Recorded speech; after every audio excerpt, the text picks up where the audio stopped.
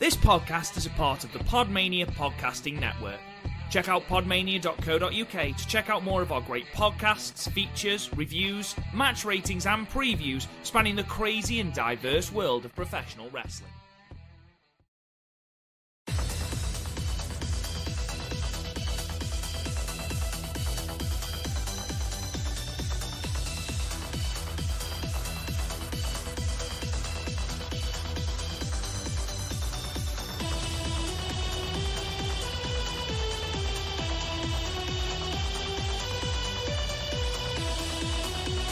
Hello guys, and welcome to the Stardom Cast, your now weekly audio source for all things world-wondering Stardom, right here on the Podmania Podcasting Network. I'm your host, Rob Good, and I'm joined, as ever, by Chris O'Brien. Christopher O'Brien, how the devil are you? I'm always slightly scared when someone calls me Christopher, because it's like, oh, what have I done? Shit. I only ever get called Robert by my mum. Ever, and that's when I've done something wrong. I don't think my girlfriend's called me Robert in the entire 10 years we've been going out, so she's called me Bob, but, you know, that's because it annoys me. Bobbert. And that as well, weirdly enough. I'm very close to hitting my film goal. Okay, do elaborate. I set my New Year's resolution at the start of the year was to average two new films a week, and like under new, I counted things I hadn't seen in several years. Okay. And so that would be 104 films overall, and I am currently on 101. And you think you're going to watch those last three films before December, do you? I mean, like, I'm going at a fairly good rate. Yeah, I think you'll be fine, mate. To be fair, most of that is actually in the back half of the year, because I was like averaging one a week, and then uni started kicking my ass, and like just nothing, absolutely nothing. And then like the first month after uni in like June or July, whenever it was, time's a fucking illusion nowadays. It was all just spent catching up with stuff I actually cared about, and then we got really into film, apparently out of nowhere. Fair enough. And then of course you had lockdown, which helps you because you've got more time to watch films. Literally, I'm just sort of like, okay, I'm gonna apply for jobs for a couple of hours. Let's watch something. How is Lockdown 2.0 treating you? I just don't. I just the whole thing was I was gonna get out of uni. There was gonna be a decent amount of jobs. I was gonna find one, and then I can actually like continue my life. But like, no, none of that. None of that. It's great. I'm having a great time. It's great. On the bright side is hot chocolate season, so I've been indulging in that quite a lot. Of course, you are becoming more and more like an old woman. Like, each episode, you are becoming more and more like an old woman. I hope you realise that. What do you mean? It's hot chocolate season. I've been indulging in some lovely hot chocolates. It's quite bad because like I have to like be tactical because my brother doesn't know how to keep his fucking hands to himself sometimes. So I have to buy hot chocolate I know he doesn't like. So I basically only drink white hot chocolate because of it. Your brother doesn't like white chocolate? No, he doesn't. He doesn't like white chocolate. To be fair, everyone has weird things they don't like. Yeah, but I'm sure not liking white chocolate is one of the signs of the Antichrist. I mean, like one of my brothers is called Damien. Holy shit, is it him that doesn't like white chocolate? No. Oh, imagine. No. He doesn't like most things. He really likes drinking. Well, it's funny you should say that because apparently my girlfriend got that bored today that she decided just to get trashed. Sunday, we can't do anything, so I'm going to drink gin. The last of which was, I reckon it was probably 75-25 gin lemonade. You know what, though? That's a fucking mood. Yeah, absolutely, absolutely. Especially in this corner of the world. I've experimented with so many beers during lockdown. Like I found some of my new favourites. Go on then. Power rank your top 3 new beers. Top 3 beers tried for the first time in lockdown. Okay, so Eau Peculiar, really good. Very good. Yeah. I couldn't drink a lot of it though. It's a good starting beer. Yeah, it's not one you want to be when you're 4 deep. No. Guinness Milk Stout is actually really nice, but like again, you can't drink a lot of it because it's really, really, really gassy. Basically a meal, isn't it? Yeah, that's the thing. Like, my dad actually told a story about how my granddad used to drink milk stout because they'd want to get a buzz on, but they wouldn't want to get pissed because their wives would leave them or something. So, so they drink milk stouts because by the time you couldn't drink enough of it to actually get drunk. Mm. And what will the last one be? It will probably be one from Williams Brothers, and I'm going to say Iconic. It's really good. It's an American pale ale, and it's really, really nice. I could actually drink loads of them. But to be fair, my go-tos are still the banana bread beer, which is delicious, and then Nuki Brown, because memories. Yeah, and then like if I'm really sad, whiskey. Whiskey is the go-to drink, absolutely. I think I recommended this to you in January, but Waggle Dance is a fucking beer and a half. You should absolutely try that. I'm because of lockdown. I am basically limited to what's in my local Asda. I refuse to pay co-op prices for a fucking beer because that's fucking disgusting. Basically, pub rates. Fuck off. And calling out co-op. Yeah, fuck. Look, it would literally be as cheap if I wanted a nice beer for me to fucking get trashed in one of the pubs. Okay, fuck the co-op. It would be cheaper to brew your own beer than pay co-op prices. Yeah, but then that would take ages, and I'd probably drink it too early and get sick. I've lost my train of thought. What was I talking about? I have no idea, mate. I've been struggling to keep up with you the entire podcast. I'm busted for podcasts in general.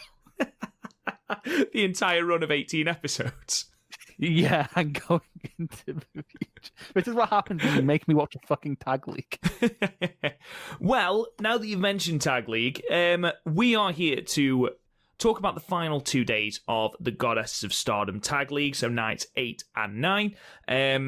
Just very, very quickly before we delve into those, fully aware that Korakuen New Landscape was on the 14th, but at the time of recording, one match was up on Stardom World, and that didn't go up until about 5 o'clock British Standard Time, so there's no point us reviewing that. And I know that Sendai Cinderella was obviously today as well as we record, but again, nothing is on Stardom World, so we can't review those. I just want to run down, for those who haven't seen on our Twitter, the sort of timetable, sort of schedule for what we're going to be recording and when, because apparently Stardom have decided to put all of their fucking shows in the next, 3 weeks.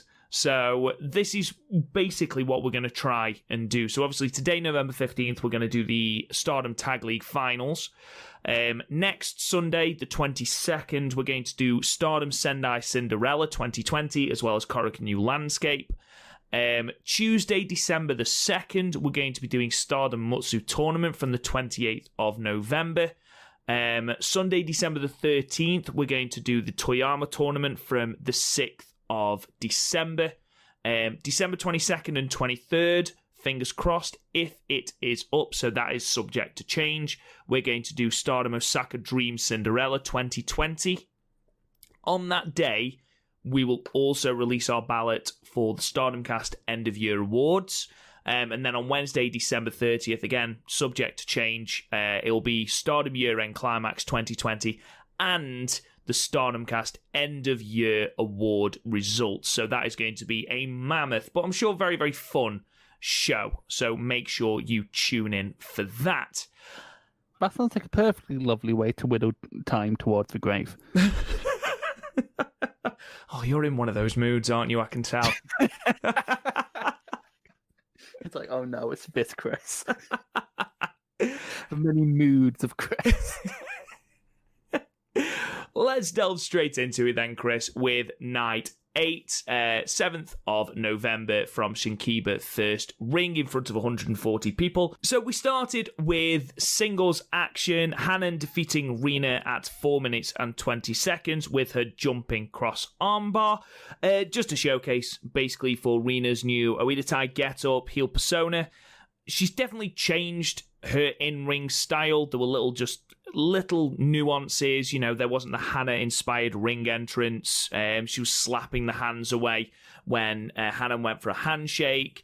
The sort of crushing Hanan into the corner. But there were bits where she was notably nervous about doing it, which is absolutely fine. She's 14. It's something completely different to her.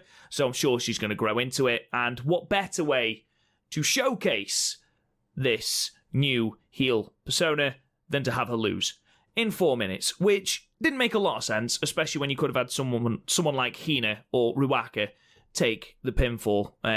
Didn't make a lot of sense, like I say. But, Chris, Hannon's armbar was incredibly seamless. Very, very impressed. Yeah, to be fair to Rina, she did win a 4-way on the match from the third against Azumi, Natsupoi, and Ruaka. So, like, she's not completely dead in the water.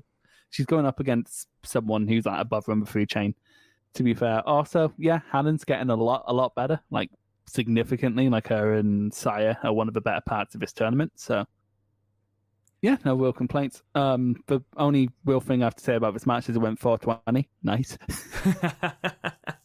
In line with that, I gave it 4 stars. Nothing really you need to check out really in this match.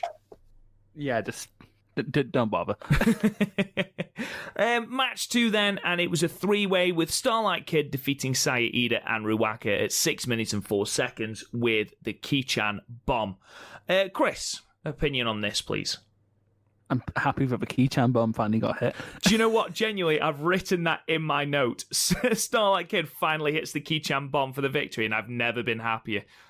It's been 34 years. It was a case where she went for it, and I was like, someone's going to come from somewhere and boot her. And just no one came, and it was like, oh, this is great. Fantastic. Finally. It was a nothing 3-way. Really, but there was some notable bits of comedy. The chop circle was hilarious, where Ruaka would chop Saya Iida and Saya Iida would chop Starlight. And obviously, of the 3 people in the match, Saya Iida has by far the stronger chops. And after about 4 of this sort of circle going round and Saya Iida chopping Starlight lost her temper and tried to make the chop circle go the other way because it was obviously really, really hurting. Please beat reverse card. Which is just, it really, really tickled me. She showed the results of these chops on Twitter, and fucking hell, like, Saya Iida apparently has a very, very, very hard chop. Poor Starlight Kid. What it reminded me of... Sorry, go on. Sorry. What it reminded me of is there was a match I saw at Progress between Walter and Eddie Kingston. Mm-hmm. And Kingston started by just chopping Walter a million times, and then Walter chopped him back just once, and then Kingston went to chop him, but then just collapsed. I love that you've drawn a parallel between Saya Iida and Walter. I mean, like, I'm sometimes scared that, like, Saya Iida's like Walter's estranged Japanese daughter. I haven't asked you your thoughts on Ruaka. Obviously, she's only been in a handful of matches since we've been doing the podcast, and I'm not 100% familiar with it. I'm not sure how I feel about her, in ring. I know I think she's 16, so she's got loads and loads of time to grow. She offers something completely different to, your Hina, your Rina, your Hannon. But I don't know. There's something. I don't know whether it was just a bit slow, this match from her. I don't know. What do you think? I think she's fine. Clearly a bit green, but again, she's 16, so that's to be expected. She kind of just falls into the background of the children for me. Like, most of the time when I'm taking notes, I don't even take note of what child it is, and just like whoever versus the child. I think that's what it is. I think she is the least interesting of all, as you put it, the children. And that's not to say she's bad by any stretch of the imagination. Again, she's 16. I think she just came across in this match a little bit more green than in the previous match that we reviewed of hers. Again, like I said, I do like how she offers something completely different. I think she could be like that big bruiser when she sort of grows into it and gets a little bit more experience. So that I do look forward to. But this, like the previous match, I gave 4 stars. Absolutely nothing you need to be checking out from this match, apart from the chop circle, which legitimately made me giggle. Match 3, it was a 6-man tag match with Mina Shirakawa, Mayu Iwatani, and Tam Nakano defeating Hina, Azumi, and Momo Watanabe at 11 minutes and 26 seconds with the implant DDT. Chris, something's not right here. And one of these things is not like the other. There's little nods to Descent in Stars, and there's a couple of things that I've picked out. Now, I could be reading far too much into this. I do have a habit of that, but I don't think I am. So Tam Nakano has brought in Mina Shirakawa as part of Stardom. At least that's what we're led to believe. And obviously Tam Nakano is now bringing in ZZ, who has now been obviously officially unveiled at Sendai Cinderella, but for the sake of this podcast, I'm not going to say who it is.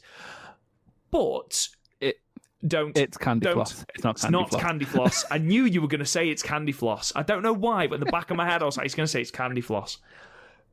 I wish it was Candy Floss. But from what I can gather, there's been a Twitter message, and from the way Mayu is in this match, it seems that Mayu has had no say in this whatsoever. And there's just little bits of this match that, like, during the pre-match promo, she forgets that she's actually teamed with Mina Shirakawa before. She says this is the first time we've ever done it, and Mina has to remind her that, no, we have teamed before. And whilst this might be Derpy Mayu, which, you know, is reasonable, I don't think it is. And then, skipping ahead to the end of the match, they do a very good job of framing it. So you've got Mina and Tam Nakano on one side, and you've got Mayu, when they're celebrating and Daichi Moriyama holds their hands up, you've got Mayu on one side and Dream H on the other side. And it just seems like there's a little bit of a rift, and there's a brilliant photo on Twitter of just sort of the gap between them. And I think we could be going somewhere with this, Chris. What do you think? That's certainly possible. It is literally hard to know when Mayu's being a dick and when she just doesn't know what's happening around her. Yeah, yes, admittedly, she does forget a mask on the next night, and she did forget her shorts in this match because she was wearing Starlight Kids. So it is hard to take her seriously. I will grant you this. Like RBA figures in Japanese wrestling right now, but all fucking serious. And when you have like May just like fuck, where's my shit? Yeah, I think there could definitely be something like that. Because to be fair, both Shirakawa and Tam are getting much better as a team. Yeah, definitely, and that's something that we're going to put across during this podcast, I imagine.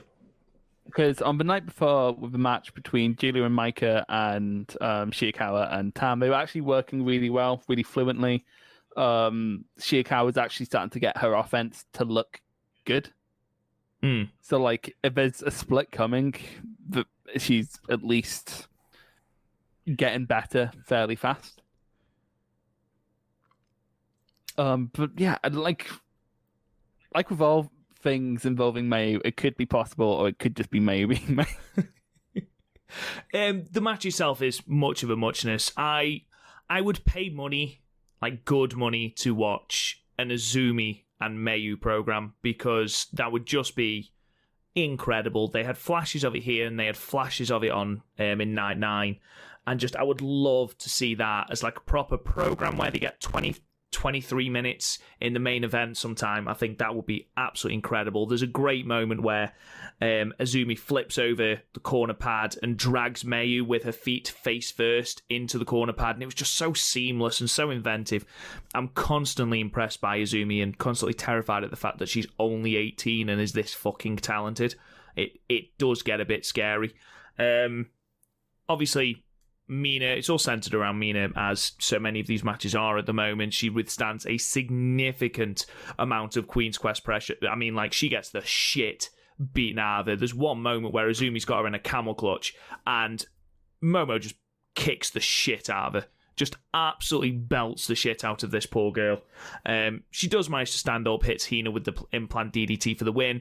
Tam celebrates by touching her boobs, which I can only hope that this stops after Tag League, because I noticed it a lot more in the 3 shows I watched going up to this. Exactly. Like, I hadn't noticed it before, but it's like getting more and more apparent as time goes on. It's something that I don't need to see. They're a good team. They've got good chemistry. We don't need this. Fingers crossed, like I say, it stops after Tag League. But yeah. What do you want to bet someone on Twitter? It's just going to go, oh, you snowflake again, Selfish. Bring it on, brother. But like, But like, I know it's the same. The way if I'm gonna like frame my problem with it, it's the same way where have you ever seen Suicide Squad? I swear this is going somewhere. As in the DC film? Yeah. I fail to see how this is going to go somewhere, but yes, go on. Like, you know how like Harley Quinn's like ridiculously sexualized the match to the point of being distracting, to the point where even though the film's bad otherwise, but like it makes it even worse because you just sort of like, can you just stop this now? The film is dog shit, yes. It is absolute dog shit. It's kind of like that where I'm just sort of like, I guess it's not that big a deal, but also it's really distracting. Can you just stop? Well, it is shit, but it's also really, really easy to watch. What, Suicide Squad? Yeah. No. It's a good background film. I mean, like, yeah, it's a good film where if you can put it on and not think, which most people I know who like it just don't know how to think. So, yeah, that's why I'm talking to you, Damien. So you're comparing Mina Shirakawa to Margot Robbie as Harley Quinn from the Suicide Squad. I mean, not directly, just... No, I do agree to a certain extent, because at the moment they're putting it over as the only feature that she has is her boobs, which obviously we know isn't the case, because, you know, in the last podcast we said how much she was improving when she was the... She also has a back fist. Oh god, that back fist. It's the one thing she should drop. There was a point in this match where we did like how stars normally do like the triple super kick, but instead of that she did the back fist, and I'm sort of like, what, you just made what's normally all right just actively worse. Why did you do that? You're athletic enough to do a super kick. But yeah, so like I was saying in the last podcast, she's become really good at fighting from underneath, being that underdog babyface star. But we both said that something she needed to work on was her offense, and here I thought her offense looked significantly better, and that goes for 9-9 as well. So we need to stop putting her over as, you know, a good wrestler, not just someone who Tam has a crush on. It needs to stop, because it's tacky, it's cheesy, and it's not what I want to see in my wrestling. And from the people that I've seen on Twitter and everything, they're pretty much saying the same thing. So yeah, there's ways to do this. Like the Golden Lovers towed that line pretty well, but I don't know. I think there's a way to like actually be good about it, and I don't think we're doing it very well. Like I said, aside from my little conspiracy theory about stars, not a lot to see here apart from the exchange between Mayu and Azumi, so I gave it 5 stars, nothing offensive. I actually enjoyed this match more than you did, I think, and it's mostly just because, like, 4 of the 6 competitors are great, and then you have, like, a child and a rookie. But, like, for what it is, I thought it was just really... Like, I actively enjoyed this match. It's probably the first match on the show that I actively enjoyed. Fair enough. What would you give it? A 6. I won't give it that much higher. Oh, fucking hell. I thought you were going to go like full on 8. I thought you were going to like start... No, fine. So I will raise it to a 6. That's absolutely fine. I have no issue about that. So match 4 then, tag league action again. Oh my god. With Aphrodite defeating Colour Me Pop at 8 minutes and 43 seconds with the German suplex. Interesting note, Chris. This was their first win. Right, before we get into like the booking, I need to talk about Goku Handa for a second, because the clown now has emotions. She was really sad when she couldn't reach Tall Saya. Like, really sad. Like, you could see it in her eyes. It was so weird. She shouldn't be expressed. The clown shouldn't have emotions.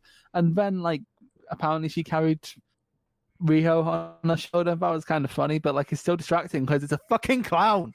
Why is this still happening? It's awful. Genuinely, I found that spot really, really funny. And the fact that they kept trying different things and then going back. I mean, you're never going to get, especially with Death in this current incarnation, you are not going to get a serious match. And I think you've just got to take it for what it is. You know, she's dressed like a clown. You're not going to have a 4-star match out of it. I'm not like looking for like a good match. I'm just looking to not be actively terrified. I think that's your issue as opposed to an issue with the match.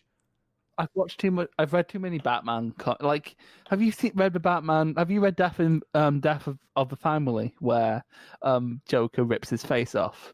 and like wears a mask over his own face. I'm really scared about what Death's gonna do. I don't think you've got anything to worry about, mate. I don't think she's going to go full Joker. That's what we thought about Bray Wyatt, but then look what happened. He's went full Joker. Something completely different. Is it really? I really enjoyed, again, for a death match that was 8 minutes long.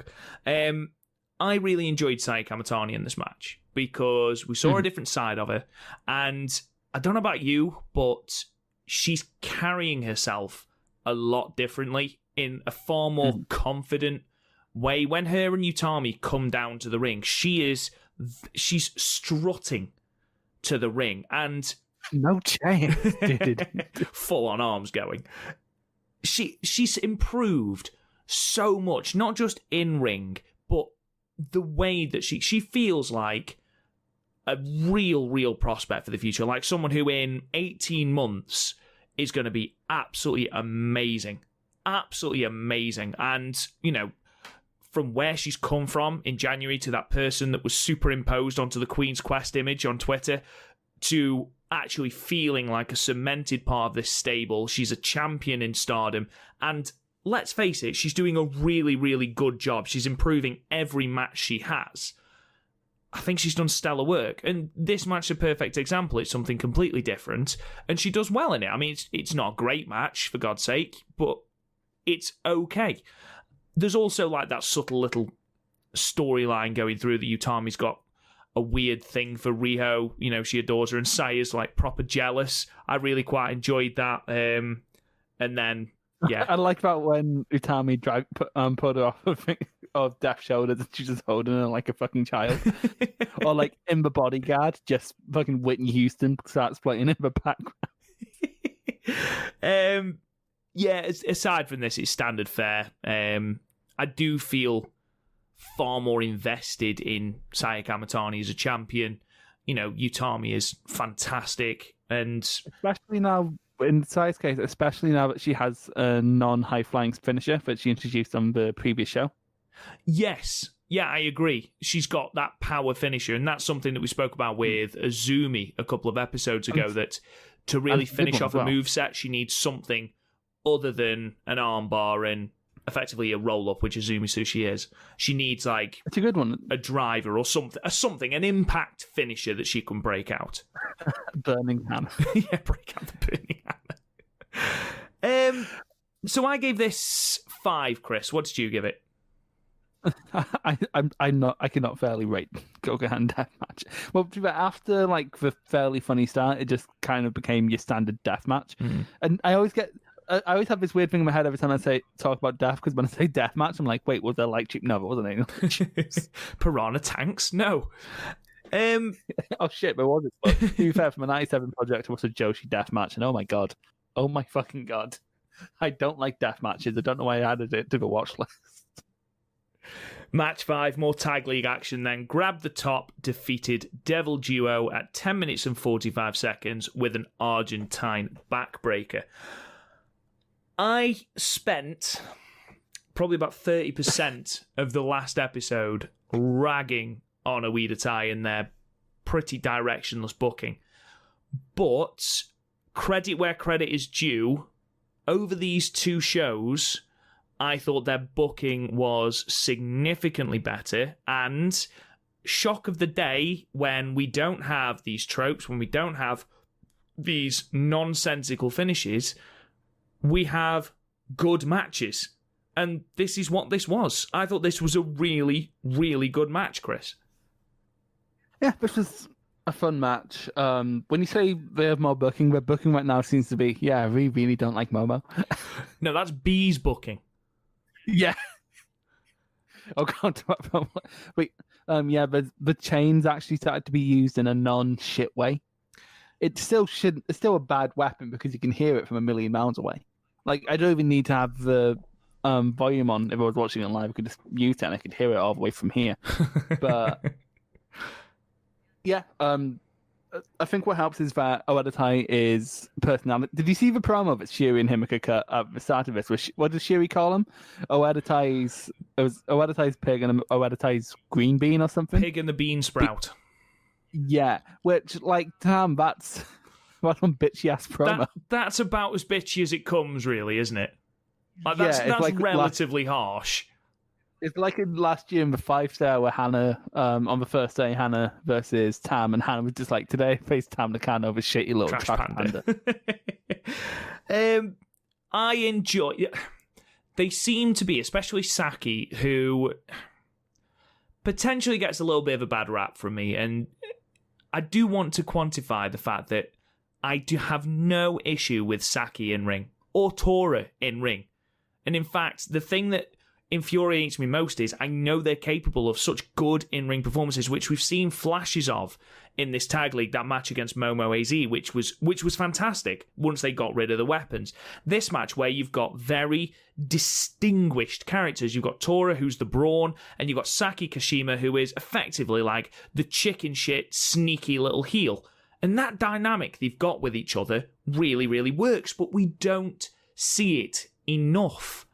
In this match, it worked really well, and like I say, they're in the ring with Shiori, who I repeatedly cannot say enough good things about, and Himika played this really, really well. She tossed Saki Kashima around so fucking much in this match. I did really feel for Saki. Between this and the match on the next night where she gets dropped on her fucking head, I did really feel for Saki. But as an overall match, this is one of the better Oedo Tai matches post Kagetsu and Hazuki, because there was no bullshit, there was no shenanigans, it was just an out-and-out match. Yes, they lost, but they can recover from losses. That's what heels do. Heels don't win in the end. That's just storytelling. They're going to eat losses. And unless you're Triple H. Unless you're Triple H, yeah. 2003 Triple H. But here, I enjoyed everything Tora did with Shiori, everything that Himika did. I thought she was great in this match. And usually I'd just be going off about how good Donna Del Mondo were, but I want to give praise where praise is due to Oedo Tai, because I do spend most of my podcasting time shitting on them. So, yeah, fair play. Really good match. Enjoyed it. I gave it 7 stars. It was enjoyable. But like saying you're the best Oedo Tai match in this tag league is kind of like saying you're the wettest puddle in a desert. Just of course you have. It's not many puddles, but it was good. Again, I don't think Shiri's had a bad match in this tag league. She just sort of always brings out the best in people. And again, with Oedo Tai being mostly personality driven, going up against people like Himika and Shiri really helps, because like you have Himika, who is basically a 7-foot tall brat, and then Shiri, who is expressive to the point of being annoying. So it did work. And yeah, it was solid. And I didn't go as high as 7, I went 6. I just think it was a solid wee tag match. Speaking of Oedo Tai, our main event then was another tag league match with Black Widows defeating Crazy Bloom at 15 minutes and 45 seconds with the Queen's Landing. Black Widows continuing their unbeaten run up to their 5th match. This was great. This was really, really good. I think it is, if not joint, I think it is the best showing for Black Widows in this tag league. I don't know if you saw this, Chris. It was being circulated on Twitter. Konami did some sort of spread in a magazine, and the magazine's name escapes me at the moment, but she was saying about how her and B are technical wrestlers, so they look to finish their matches, whereas Tora and Saki have to rely on weapons. And I thought that was really interesting to then go into the match on night 9. I thought that was really interesting, and that does explain, I suppose, why we get so many finishes with Black Widows as opposed to Devil Duo. Yeah, this is probably the best performance so far, I do agree with you. Although B. Priestley's really starting to get on my fucking tits. I'm going to say now, aside from anything outside of the promotion, because I'm just not going to discuss that, as a heel, she is fantastic, because legitimately she makes me hate her. And there's a difference between making me hate something and making me want to just turn it off, which is what I was concerned about with Oedo Tai in the last podcast. Bea Priestley, with the odd exception, she is a really, really good heel because I do properly hate her, and I can't wait to see her get her ass handed to her. And what is the point in her heel? It's exactly that. I can't wait to watch Sendai Cinderella, and hopefully, because I've managed to avoid the spoilers so far, I really hope Syuri beats her ass pillar to post.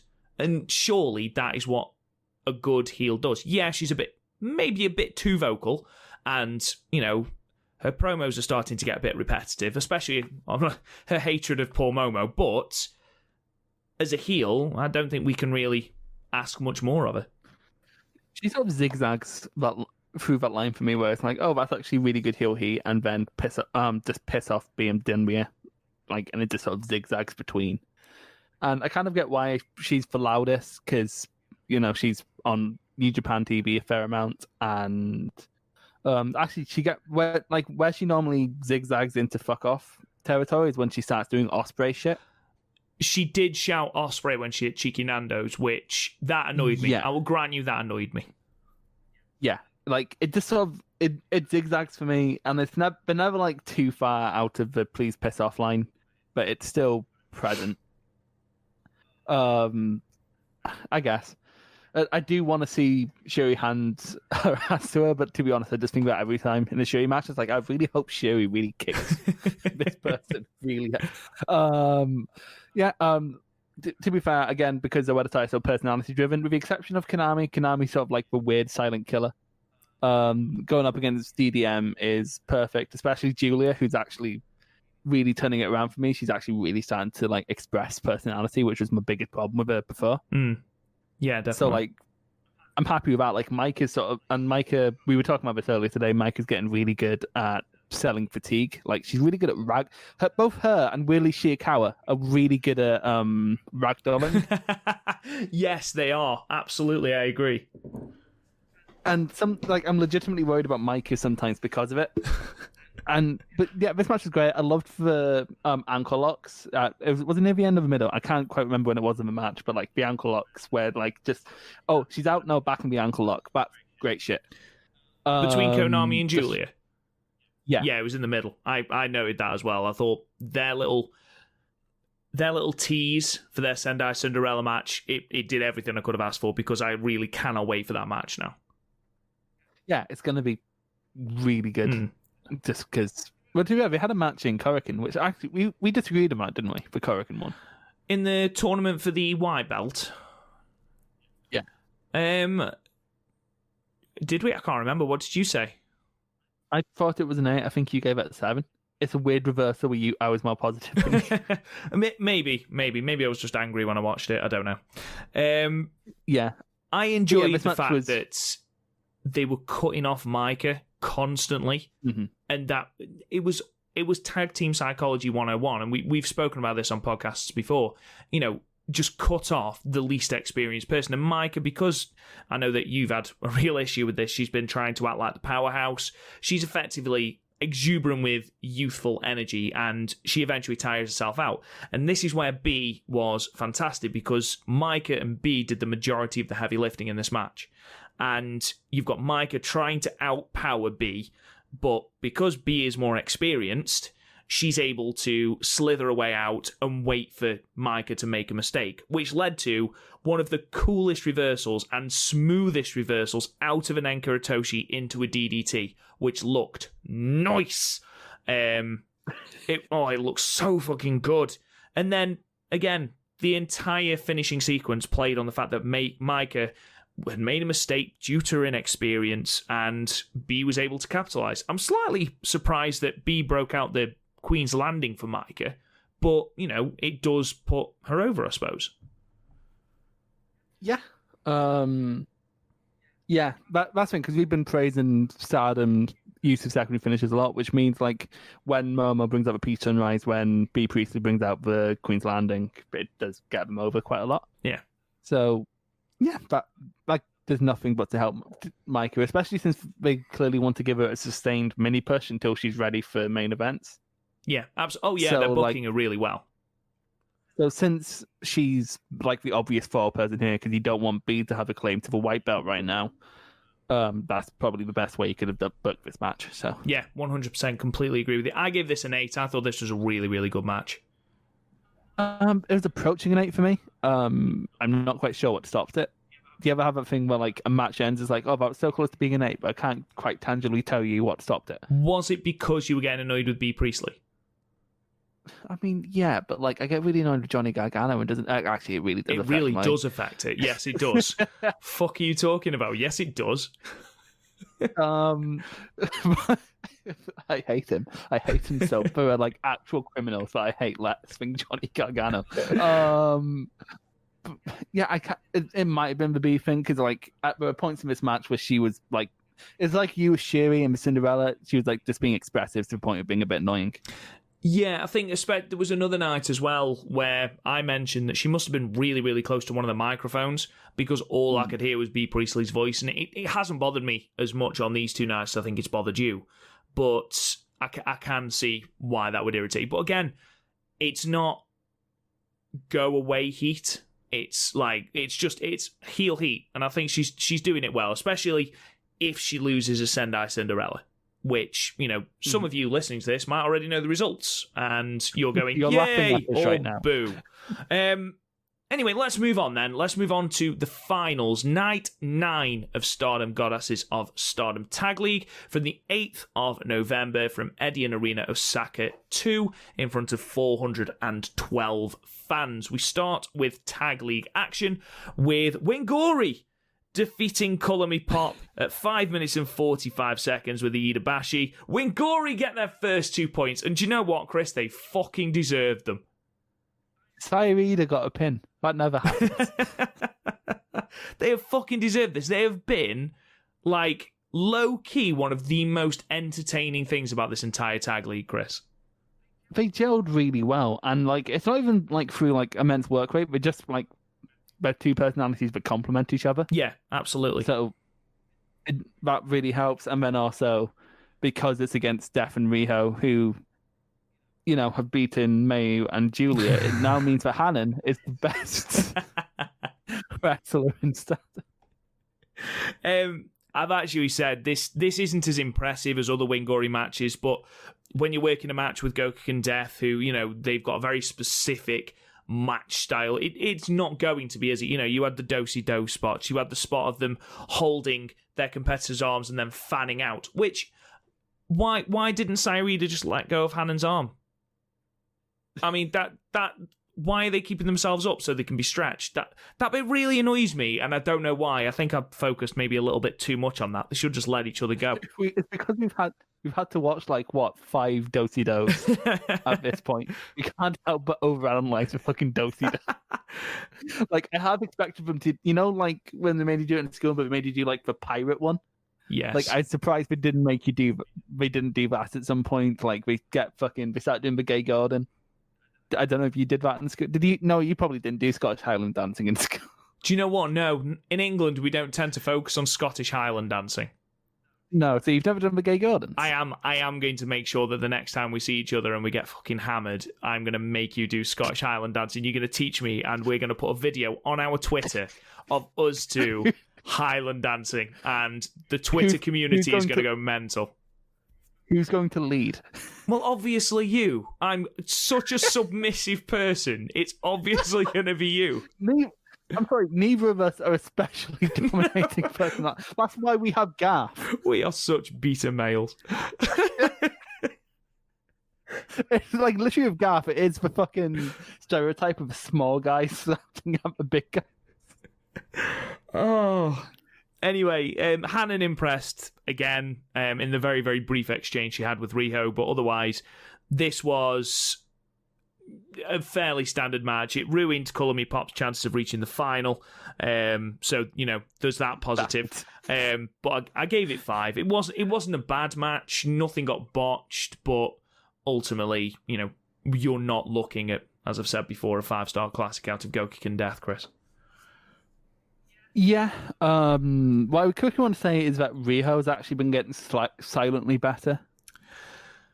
The problem with Riho in Stardom for me is that she would have one match and then not be on the card, and then she'd be in a random six-woman tag and then not be on a card, and then she'd be with one faction, then she'd be with another faction. There's been no consistency with her about who she's been with, and it's been like a bit of a running joke about each faction trying to get Riho to be a part of their faction, but I don't know. She's basically Stardom's intern. Yeah, exactly, but then you can't have the tag team chemistry if you're not with that person, week in, week out. But obviously she's been with Go Kick and Death, and I think they have got very, very good chemistry anyway. But yeah, she has, I agree with you, because she hasn't been in the ring as much, because it's been very focused around Go Kick and Death, the rebirth of Death Yamasan. I think Rio's taken a bit of a back seat, and the focus hasn't been on her, and I agree she has been getting better. Yeah, thing is with Rio, I think another thing. Well, she's a freelance because she's been going all over the place. She had a DDT 6-man shot a wee while ago, but I think also the problem with her is that she doesn't really work Stardom's style. Like, she doesn't hit very hard, like, at all. She has the same offensive problem that I used to have with Starlight Kid. Yeah, exactly. Which, like, Starlight, to her credit, has worked on fixing, but I think Starlight's more worked on fixing that because she needs to, like, fit in with Stardom. I'm pretty sure if Rio was in a different Joshi promotion, maybe that wouldn't be as big an issue.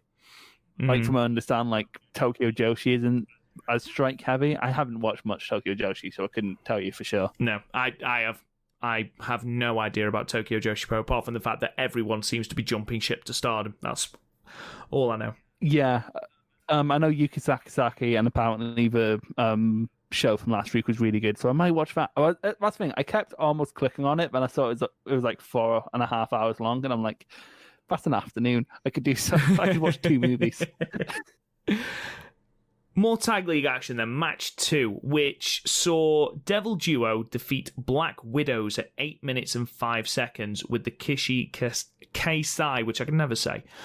It's safe to say, Chris, I was not looking forward to this match. Not only because it was all Oedo Tai, but also I've watched enough G1s and all Bullet Club matches to expect a shite match.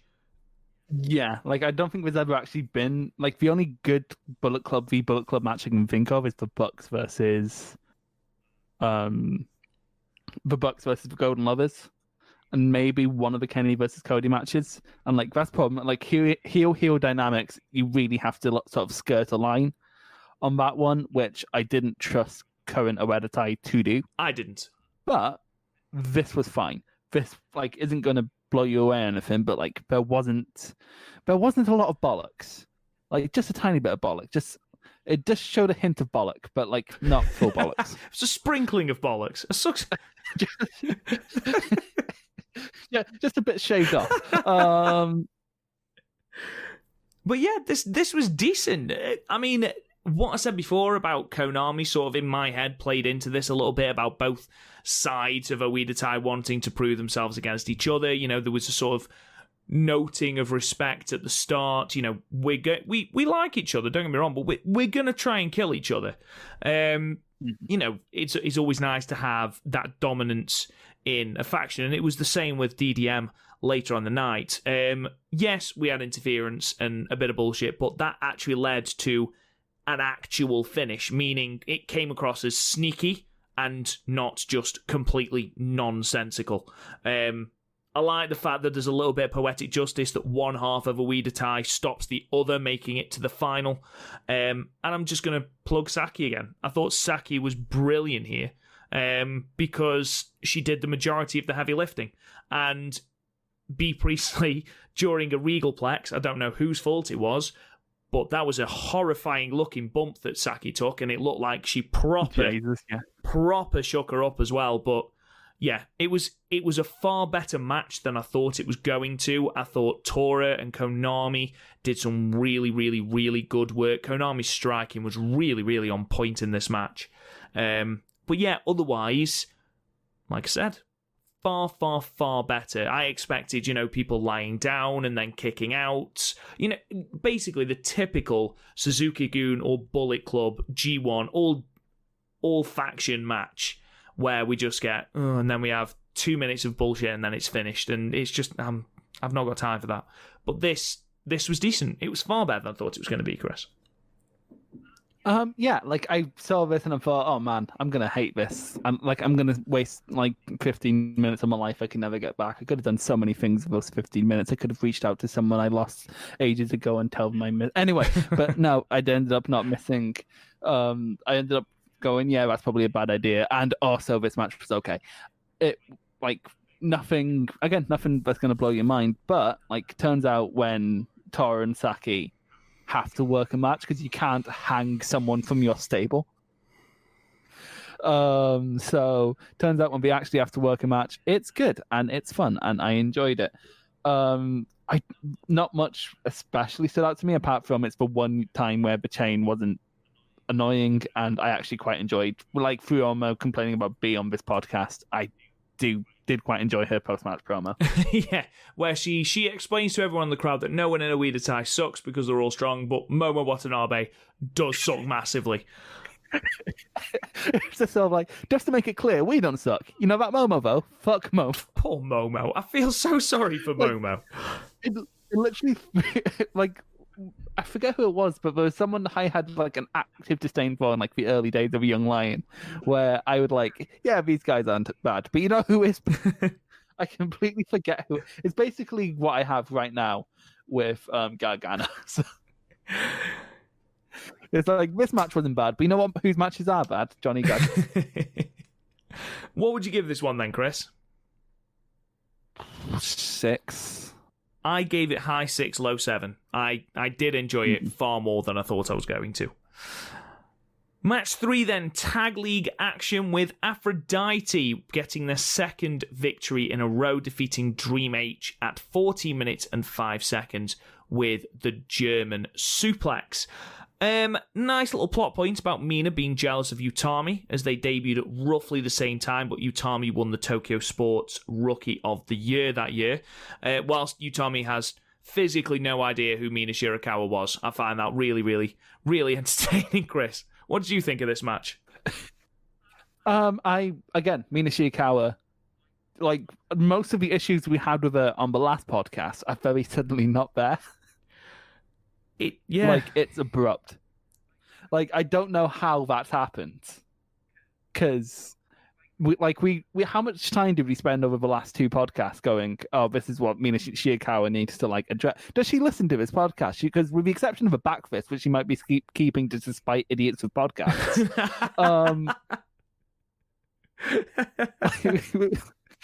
with the exception of that, everything's just sort of tightened, like, so quickly. I don't understand how that's happened. Like, is this the fastest turnaround we've seen of a Stardom cast so far? Because, like, I'm thinking of people we didn't initially like. Julia, it took months. It took months and a really good 5-star.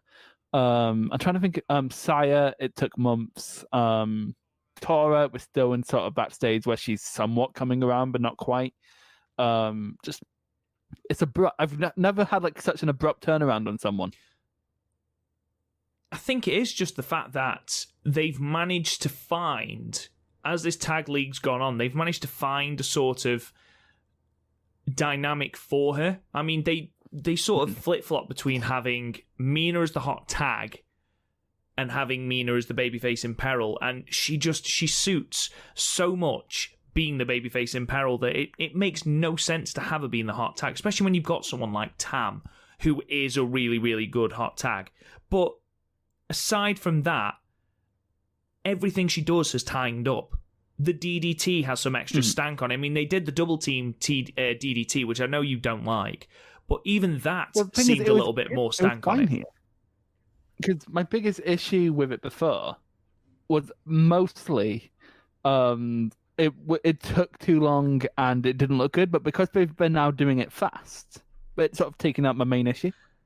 I think as well, it does help when you're in ring with someone who is as good as Utami, because that closing stretch between Utami and Mina was absolutely brilliant. And it built Mina really, really well, because Utami had to throw fucking everything at her. She hit her with an air raid crash she kicked out. She hit her with a ludicrous amount of kicks and chops and all sorts, until literally Mina was dead on her feet. when she got hit with that suplex. And you can actually, it was a brilliant piece of sound editing. You can actually hear Tam shouting, Mina, kick out, Mina. And you can just see, like, Mina's glassy-eyed. She's gone.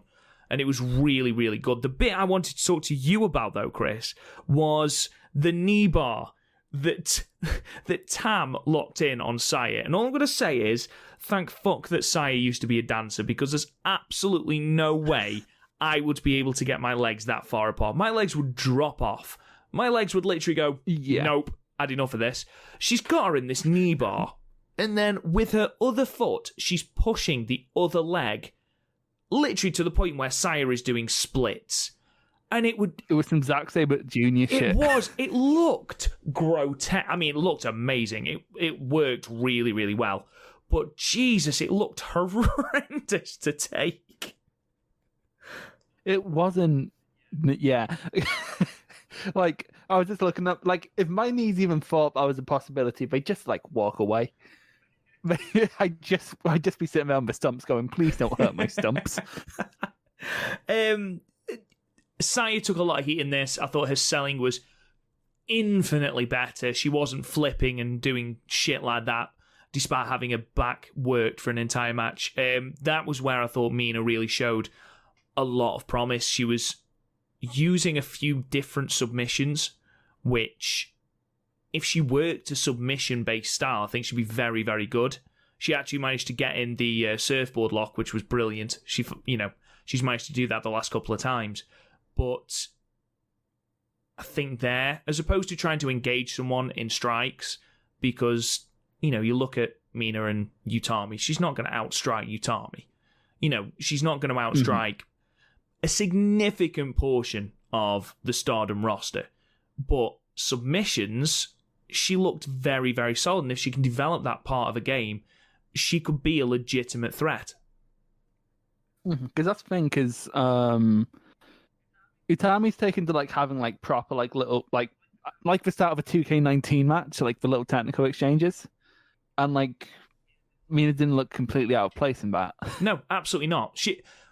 The first couple of matches, we both noted how there was 3 good people in the ring and then Mina, which is harsh, but, when you have got a roster where 90% of them can go in the way they can go, you've got to step up, and I didn't feel like Mina was doing. She was still finding her feet, but like you said, the turnaround's been ludicrous. Yeah, she's turned around really, like, again, like, when we see, like, a new, well, we haven't seen that, like, really since the podcast started because low corona, but like, when a new foreigner comes in, you don't base them on how they are when we get there, you base them on how they are when we leave. And, like, that's how I'm trying to see, like, Mina. She's a new import, and she's adapting, and she's adapting fast. Like, I don't know, because she picked up wrestling 2 years ago when she was 30, didn't she?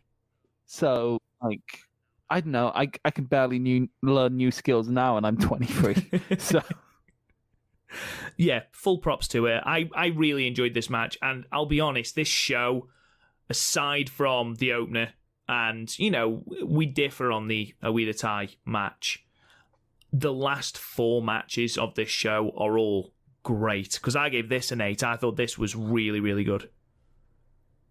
Yeah, this is a high 7, low 8 for me. This was really good stuff. We follow this with, and I'm just going to blurt it out now, my match of the tournament. Match 4, Tag League action. Momo AZ defeating MK Sisters at 11:30 with the Peach Sunrise. This was stellar, Chris. Question, because I think I asked this at the start of Tag League, but I've forgotten. What does the MK and MK Sisters stand for? It'll be Mayu and Kid, won't it? Okay, I'm really disappointed now. I thought it stood for Mario Kart. The Mario Kart Sisters. Well, it was either Mario Kart or Mortal Kombat, and Mario Kart's a better game. So. I mean, you would assume that it's Mayu and Kid. I mean, this is Mayu Iwatani we're talking about. It could stand for just 2 completely random words. It could mud kippers. You were really struggling. Honestly, that was really bad. Like, my brain just went, think of a word beginning with K. And I was like, come on, brain. And my brain just went, no. Maybe it's Michael Keaton. Michael Keaton Sisters. which just really, really like Batman. I imagine it stands for Mayu and Kid. This was fucking great, Chris. This is really, really good.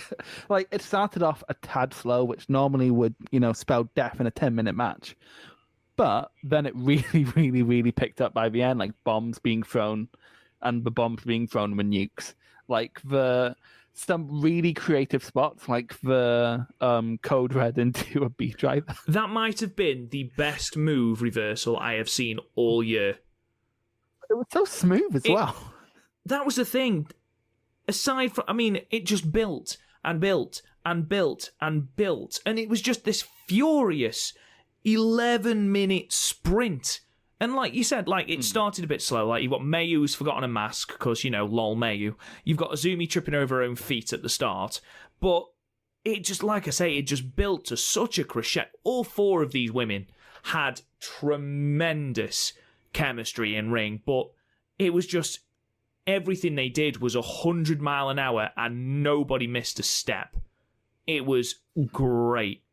And like Chris said, that spot where, again, every time Starlight goes for the Keychain bomb, you're like, well, someone's going to kick her off. And I was like, hey up, Azumi's on the other side of the ring. Oh my God, she's not going to hit it. And then just halfway through, just sitting into that B-drop. Oh, it was chef's kiss. No, normally when you see someone like that, there's like a half-second setup, so you end up seeing it coming, and it's still like really cool, but like you saw it coming. But this, like, there was no set. It just, I don't know how like you pitch that. It's like, so here's what I'm going to do. I'm going to very rapidly sit on your neck. Just incredible. And then you've got Starlight Kid working Azumi's leg, bringing in completely new submission moves that I've never seen her do before. This brilliant spot where Starlight Kid is in a sleeper hold, and she's reaching out for the rope, and Momo, in one smooth motion, kicks the outstretched arm into the Peach Sunrise position and hits her with the Peach Sunrise. It was seamless, beautiful. And this entire match, the only thing that I can find wrong with it is that I wish it had gone longer. Yeah, it's weird, because like, when I think of like people being able to perfectly pace 10-minute sprints, the person I immediately go to is Tam. Because I think she's had 3 of the best Stardom matches of the year. 2 in the 5-star against Julia and Mayu, and then 1 against Kagetsu. And they were all like around the 10-minute mark. But then like this is then just really, really good. Like, yeah, I do think it could have used an extra few minutes, especially since the first couple minutes was a bit slow, and that's not an insubstantial portion of your match. Like, that's 1/5 according to Quiz Math. So it took a while. So I was like, shit, what's 2 take away 10? Come on, brain. Quick, say something. He might think you don't know maths. Quiz Math, switch. This was, when this picked up, it picked up really well, and like, in the sense of it starting slow and then getting really fast, it kind of reminded me of, it was Segura versus Nakajima in the N1 in that respect, but like, this is better. Just really, this is definitely match of tag league for me, and like, that's including the next 2 matches, which were both also pretty good. Yeah, I gave that 9.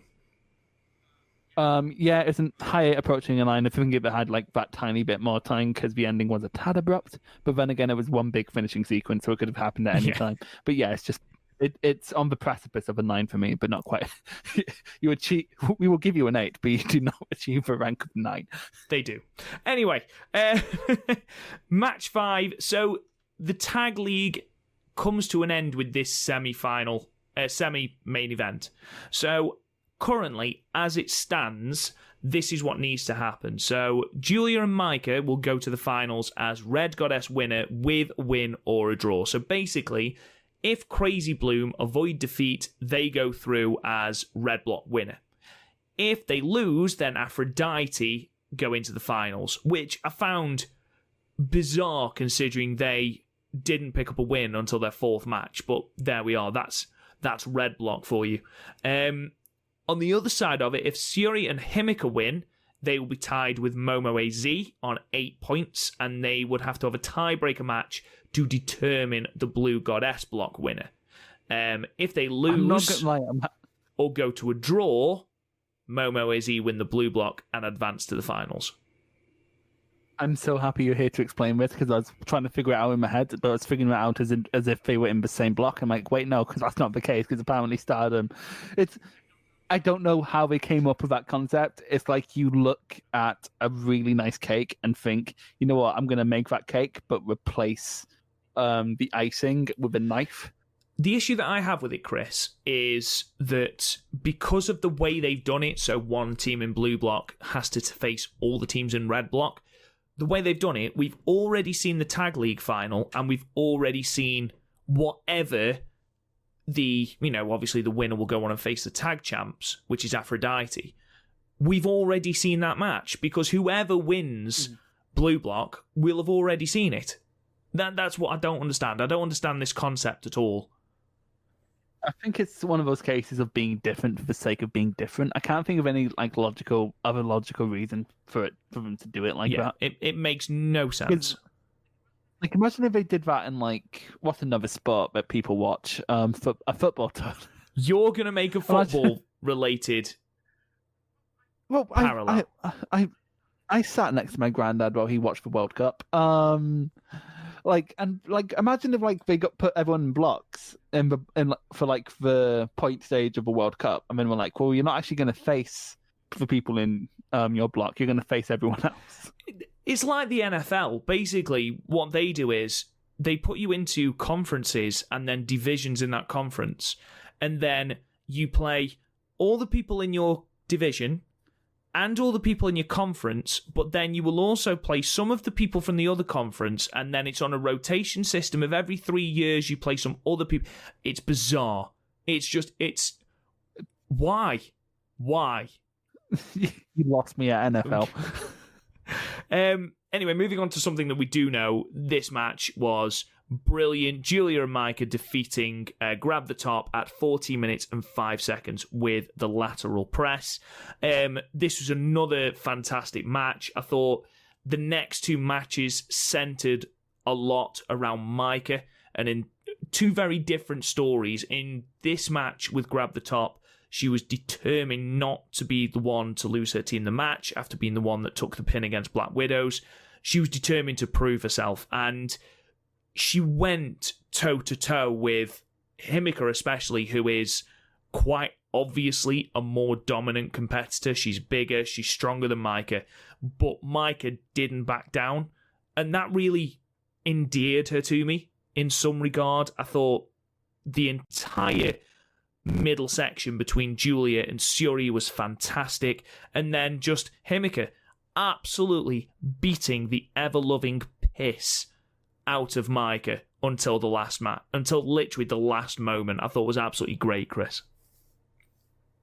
Yeah, there's a couple of things that really stood out in this match. First of all, the technical exchange at the beginning I really liked, because it wasn't like a wrestling technical exchange. Like, they were actually shooting a bit like an actual fight, which I did quite enjoy. And then there was a near fall near the end, where someone was where one team got rolled up, and so Maika was going to try and jump in to save it, but then they got rolled up, and suddenly Syuri had to jump around and save it. I just like the Benny Hill shenanigans going on in the background. But yeah, DDM infighting is always fun because they're all such strong, they're all strong personalities. Even Maika, who's a bit who's probably the flattest of the five of them, still has a lot of personality to it, just is a bit quieter. I am a bit sad Natsupoi was nowhere near these two shows, because I actually found some new British Showman jokes, but next week I guess. But yeah, which is just really fun, because all the personalities sort of coming together to explode is what normally carries these DDM civil wars, which we've had a fair few of now that I think about it, considering it's only been around for a year.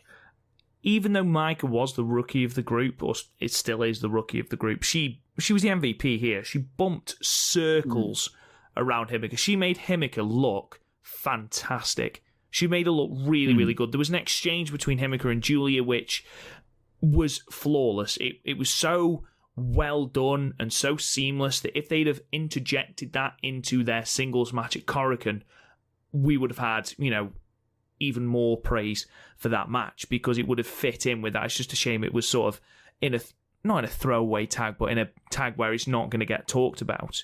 I mean, Maika, we talked about Maika's power game, and here she managed to superplex Himeka off the top rope, which is never easy. I mean, Himeka is noticeably taller than Maika, and she still managed it. And Maika has been beaten the piss out of by the end of this match. That's what I liked about the Superplex was the narrative and the escalation of the match. Remember, Superplex actually had weight to it, as opposed to a lot of Superplexes where it's just okay, so this is where people are going to rest for a little bit.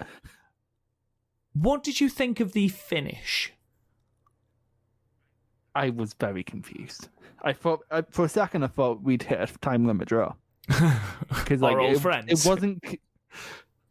Yeah, it's been we need. By the way, we need to pull off another paper on the clock. It's been 2 podcasts since we had our last time limit draw. But I was honestly, that's what I thought it was, because there didn't seem to be a clear winner, and everyone just sort of seemed to. It seems a bit botchy to me. It seems a bit WCW 1997. From what I can see, basically, Maika had Himeka in the sleeper hold, which she would then try and apply on Momo in the next match. And she did it out of desperation, and then from what Murayama was saying, she'd hooked the arm of Himeka so that she couldn't kick out, which is why her legs were going. And that was why the pinfall. But the camera angle was completely wrong. So you missed, because obviously you've got the back of Maika, so you can't see what she's got hold of. And from all the gesticulations from everyone, it looks like she hooked the arm of Himeka so she couldn't power out of the pinfall. And I think that was what they were going for. It was sort of a desperation thing, but I don't think the camera angle helped. And not having commentary, of course, doesn't help situations like that.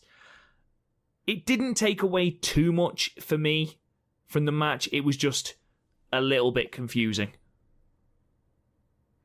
The rest of the match was really good, but this finish just sort of, it didn't ruin it, but it dragged it down a fair bit for me, because it literally took me about a minute of looking at everyone to figure out who won.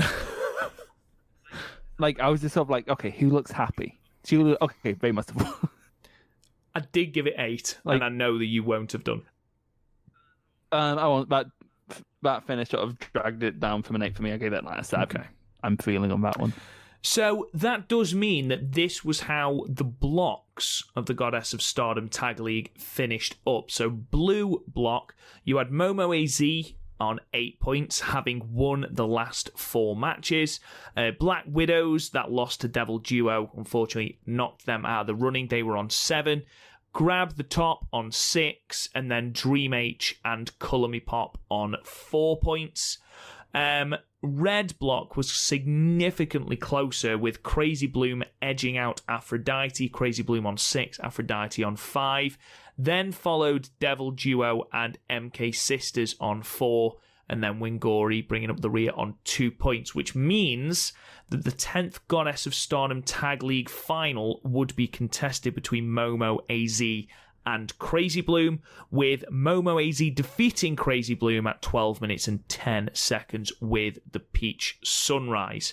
What did you think of the final then, Chris? It was good. Everyone was sort of noticeably fatigued, but that makes sense. Especially in Julia and Micah's case. Again, this is another show of Micah being really good at ragdolling, because I was actually fairly concerned about Micah at points. It wasn't as clean as the other 2 matches.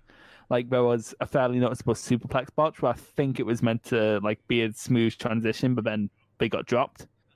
And they didn't panic, so it didn't ruin the pace or anything, but it was a fairly noticeable botch.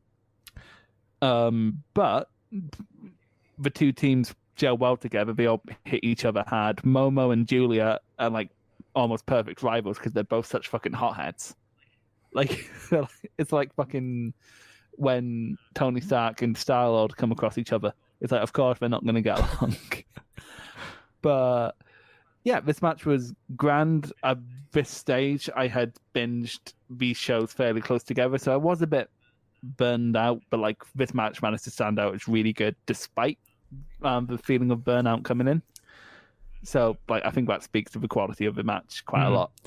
I liked the storyline. Like in the previous match, we'd got Maika, who was trying to sort of not necessarily keep up with Himeka, but sort of trying to prove that she was as powerful as Himeka. And then in this match, she is noticeably not in a good way. I mean, she has taken an absolute fucking pasting at the hands of Himeka. Her neck and shoulders are already heavily taped, and Momo and Azumi are just like sharks around blood in water. They isolate her completely and just completely destroy her.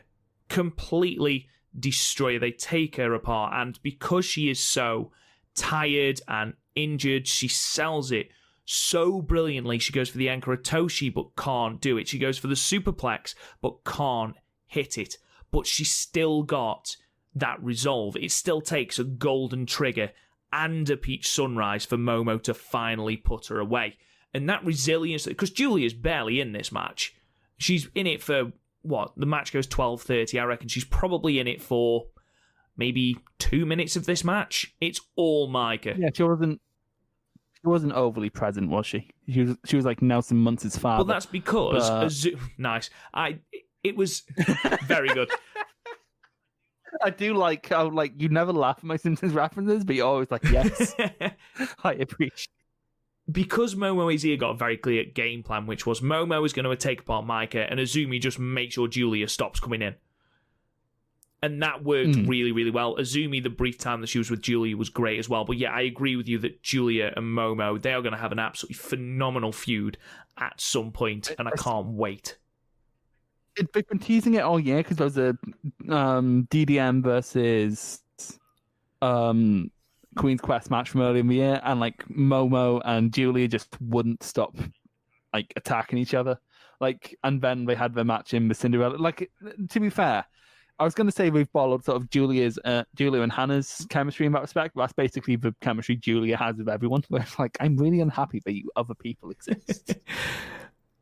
You mentioned about the offense getting noticeably sloppier, and, you know, obviously, especially Donna Del Mondo had just fought back to back and literally didn't have a break. The next match cut in, they were still in ring when Queen's Quest came out.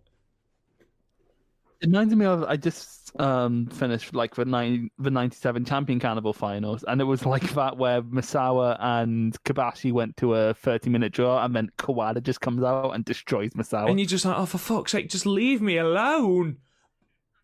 Like, I've already won. Why am I still getting kicked? But I did really enjoy it. I thought it was a really, really good match. I thought the fact that they had to do so much to put Maika away put Maika over really, really big. I thought throughout these last two matches, she's worked a lot on her personality, that resilience.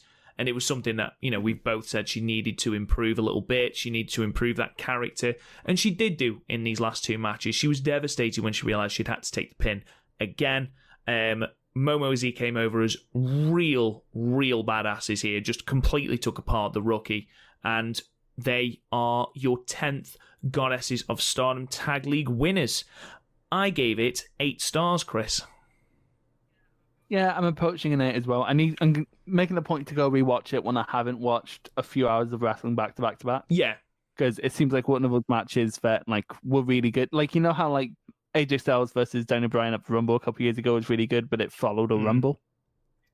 It's kind of like that for me. But yeah, like it's probably an 8. Yeah, fair enough. So, post-match, a couple of interesting things, Chris. The first, obviously, there is a trophy, and they have got some very, very fancy rings that the winners are given. The one thing I wanted to ask, though, it's not Rossi Ogawa that presents it. It's actually President Harada of Bushi Fight. Do you think there's any relevance to that? I mean, we haven't seen much, if any, Bushi Road presence, or Bushi Fight, presence at all. You know, so why here? We haven't seen it since we haven't seen it since year-end climax last year. and that's when they just purchased it. I don't know. I think maybe just was Rossi there. I don't think Rossi was there, so maybe that was it. It could be something simple as that. Very, very. Maybe, what do we have? It's more like active Bushiroad crossover now with New Japan and Stardom. So like maybe it's just that. Maybe you're just gonna have Rossi there for the title matches for tradition's sake, and then we're just gonna start bringing in other people to do tournaments. But like literally, I think it might just be a case of Rossi, because he's fairly getting on a bit in age, isn't he? So like maybe we didn't want to risk taking him out of Tokyo to Osaka. He is 183, so it would make sense. Yeah, he's roughly gas age. So you think it's a culmination of things. So do you think that we are seeing the phasing out of Rossi? No, because he was still presenting the titles at the title matches. I think it's mostly they want to have Bushi. It's either they just want some more Bushiroad presence because they own the gaff, or they didn't want to risk taking Rossi out of Tokyo and sending him to Osaka, given the current, situation. I'm trying to remember what was the last title match we had outside of. It would have been the jungle match. Yeah, did Rossi present that? Yes. I don't remember. Oh, he did. Okay, I don't know. It's one of those things where time will tell, but I think as it stands, I just assume the most natural reason is because they don't want to risk taking the old man to Osaka. Fair enough. It seems strange to do this here, but then not have them present Utami with the 5-star trophy. Yeah. Well, to be fair, that was in Korakuen, so there's like a more... It sort of just continues my theory. We're not going to know until the next tournament, really. No. Or at least... So, it's possible, but like I think right now shouting, "Oh, it's a Q against Rossi," might be a bit premature. Okay, I was just intrigued. It seemed odd that it would be, of all things, the goddess of Stardom tag league that we see their presence in. Maybe Rossi was like, "Tag fuck league, that. Fuck off, someone else can do it." Like everyone does with New Japan. Just no, fuck that. Yeah, but not all Japan, because apparently we're bringing in Masato Tanaka for fucking tag league. God, fuck's sake. To be fair, I don't know anything, because Masato Tanaka is one of my wrestlers of the year this year. You've said I'm not that. even I know joking. you've said this. You've said this quite a few times. Because it does. He fulfills my very specific niche of I like seeing old people beat the shit out of people. So, question, Chris. If I had to say who is your MVP of this tournament, who is it? And you can give a team or an individual. As well, I have two separate answers for this. As an actual like team that I enjoyed watching, it would be Mayu and Starlight, because they're just established to be really, really good, and Mayu's on like the run of their career right now, despite current circumstances. And then as breakouts, I think Shikara and Tam and Micah, as mentioned, and Aphrodite, and as well as Saya and Hanan, they've all been massive breakouts. Like you've noticed improvement across the board with them. So for like an actual MVP though, it would be Mayu and Starlight for me. I think it's difficult to disagree with you. I'd say them maybe grab the top. Yeah. I thought they were really good. I've enjoyed all their matches. Azumi and Momo have put on some absolutely tremendous matches. I thought it was nice that Momo finally managed to get some sort of revenge for, having lost to Crazy Bloom and then taking that really shock loss to Micah in the 5-star. She finally managed to get a little bit of recompense for that. But I think they've done really well. I think Wingori have been tremendous. Yes, they fought the same sort of match every single time or opened every match in the same sort of way, but I thought they were tremendous as well.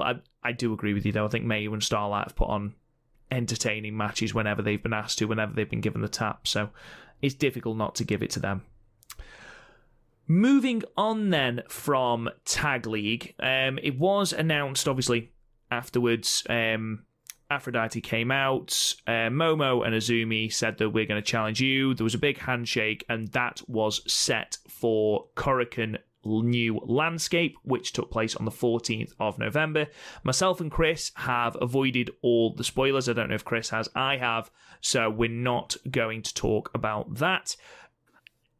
I saw who came out for against Sairida, but apart from that, I Brilliant. Don't know In anything. that case, Chris, quick prediction. Who do you see winning that match? Between Aphrodite and Momo the Izzy. goddesses. Honestly, I think Aphrodite, the tag belts are a bit below Azumi and Momo. Wow. And also, but also, the way I look at it, there's been a draw and a Momo AZ win. So if we're doing a trilogy here, it's narratively, I think it's best if Saya and Utami finish in that way. Queen's Quest are also an equal pegging. I said earlier that the way the championship has changed Saya and the confidence it's given to her, it would be such a shame for her to lose it. I'd like to see her stay with it. So yeah, stay with Saya. Stay with Saya and Utami. So obviously we had new landscape, but the big show which took place again today, the 15th of November, is the Stardom Sendai Cinderella, which is a really big show. It's going to be headlined by Mayu versus Utami for the World of Stardom title.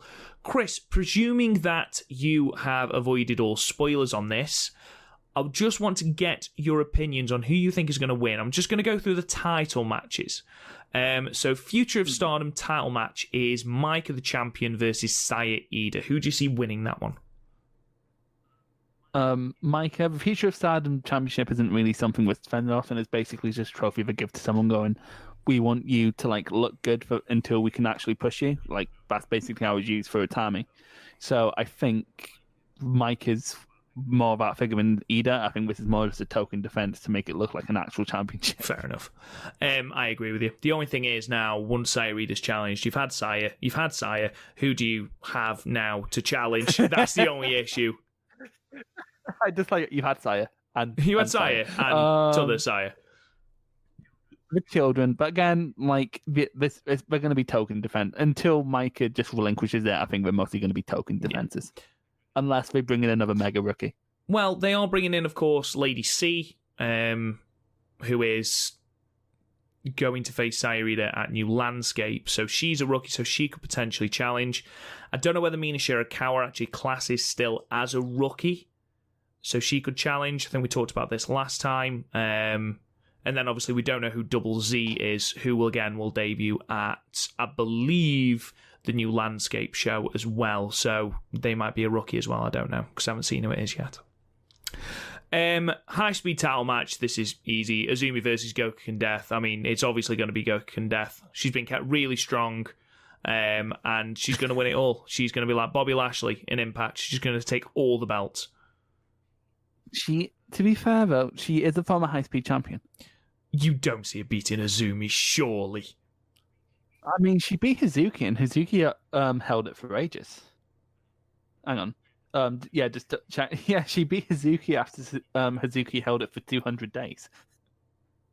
So are you going with Gokuken Death? I'm not going for Gokuken Good, because you'd have been wrong. I would have been really wrong going for Gokuken Death, but now watch it be Gokuken Death. No, I think we're both going for Azumi there. The SWA Undisputed World Women's title match with Bea Priestley the champion taking on Syuri. This is a difficult one for me because obviously you want to keep Bea strong, and the way that this title is sort of broken up, if you have Bea drop this title to Syuri, who is from Japan and therefore cannot defend it against anyone from Japan, you are really struggling for competitors who can actually take Syuri on if she wins this title. There's no one. There's literally no one. Hate is still in Britain, so and as is Sasha Moss, she's in Ireland, so who is there? Literally, who is there? I mean, are you gonna? You could do a loophole because Julia's part Italian, but that's about it. No offense, but the title is below Julia. Yeah, this title is below Julia. Am I right in thinking that you can go for the belt if you've had under 2 years' experience? That's future. SWA it's is just the nationality. Yeah. So my thinking is just keep it on B, because otherwise it's a non-factor. But you've just had Syuri sign this contract. Yeah, but like also it's Oedo Tai. You think Oedo Tai bollocks? I mean, like, it's an Oedo Tai match. I'm always going to assume Oedo Tai bollocks. If it wasn't for this rule, it's Syuri. Syuri is going to beat the piss out of B. But, I mean, a nagging part of me just thinks that Syuri's going to win this. Just because of how strong they have booked Syuri recently. I mean, like, I wouldn't be surprised for the win, but at that point, the SWA is just going to be token. And I get it was mostly token with Utami, but like a good third belt would be good, especially for these smaller shows. So I think as much as we discussed earlier, I want to see Syuri beat the shit out of Priestley, I think it would be a bit of a booking misstep for this specific title. Yeah, it's a tough one. I mean, booking logic would say B, so let's just go with B. Wonder of Stardom title match, Julia versus Konami. Who have you got? Julia. I don't see her dropping it. Yeah, I see her having a fairly lengthy reign with it. I think Konami is mostly just clean up after the fight there. My question to you in that case is, you've just done all this with Konami. You've just done all this work at sort of turning her, putting all this stuff into her, to then have her lose in her first big test. Is that not going to damage her, do you not think? Yeah, it probably would, but here's how I'd solve it. A best of 7 series of Gokanda, and the winner of each match picks the stipulation. So we're going to have like Firefly Funhouse in there, barbed wire exploding death matches. It will get everyone on the good level. I can feel your contempt. There is so much contempt. It's like, why of all the people I could have picked to co-host, why the fuck did I pick this? So many people. I could have got Garth. The thing is with this, I do think Julia is going to retain because, you know, they wanted to have a lengthy reign with it. The only thing is, if Mayu drops the belt to Utami needs high-level competitors to challenge her. And I think Julia, they want to get this red belt on Julia sooner rather than later, in my opinion. Julia is going to be red belt champion soon. I don't think, at the moment, there is one person to ever be white and red belts holder simultaneously, and that's Mayu. Are they going to do that with Julia? Do they, you know, they've got quite a lot of people on board with Julia now. Do you not think that people will be turned off by the fact that she's now double champion? Triple if she's still artist after New Landscape? See, I think that's the thing with Julie. You need to manage how she pushed, because my problem with her at the start, and I think a lot of people's problem where they pushed her a lot very quickly. So I think if you're going to go this double belt route, like you think they are, I think you need to wait at least a year. Or have Konami beat Julia here. It is Oedo Tai. I mean, I know they've said that Konami and B are the better technical wrestlers, therefore they don't need to rely on that. Have Konami beat Julia. Have Konami hold the white belt. Have Julia challenge the winner of this match. Or, you know, going forward, we've still got 2 big shows left of this year. You need big matches. And Julia, you know, whether people like it or not, you know, I've definitely come around to her. I know you have as well. So I'm completely for Julia having that belt. Yeah, I'm not at all against it. I just think they're going to wait on that one. I think they're going to continue this her run as a sort of prove her, because like again, she has to make up for how people felt about her in the first half of this year. So I think it's going to hold on to that to at least like February, March time before she switches to red belt, maybe through next year's 5-star. Yeah, fair enough. I will say as well, but she still has plenty of time. She still has plenty of time. Yeah, because, true. Like she's this is such a young roster, so like everyone has plenty of time to get where they need to be going. Fair enough. And I will say, Konami had. God, I was so convinced that Konami was going to win this belt, and now I'm not sure. Fuck it. No, I'll go Julia. I think Julia will keep it. Fuck it. So Julia to win that, whatever, it's going to be a stellar match. That we can both agree on that. I would be amazed if that doesn't make it onto a match of the year ballot for end of year awards. Speaking of end of year awards, I'm sure that this will also make it on Mayu versus Utami for the World of Stardom Championship. Chris, this was a hard one for me. Yeah, but we've been debating this for 3 weeks now.